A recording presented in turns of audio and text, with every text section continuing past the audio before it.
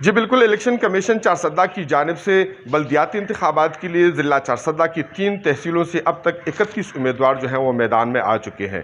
तहसील चारसद्दा से 8 उम्मीदवार, तहसील तंगी से 15 उम्मीदवार, जबकि तहसील शक्कर से 8 उम्मीदवार जो हैं इंतखाबात में हिस्सा ले रहे हैं। तहसील चारसद्दा में जमीयत उलमा इस्लाम की जानिब से मुफ्ती अब्दुर्रऊफ शाकिर, जबकि अवामी नेशनल पार्टी की जानिब से तैमूर खान खटक के माबैन जो है वो कांटेदार मुकाबला होगा।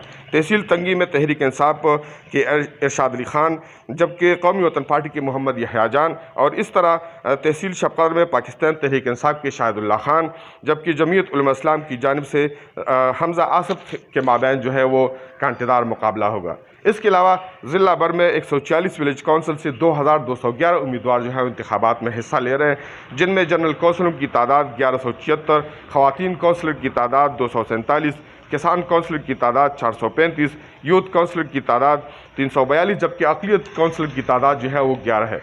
इलेक्शन कमीशन चारसद्दा के मुताबिक अब तक 2211 उम्मीदवारों में 113 उम्मीदवार जो हैं वो बिला मुकाबला मुंतखब हो चुके हैं। जी।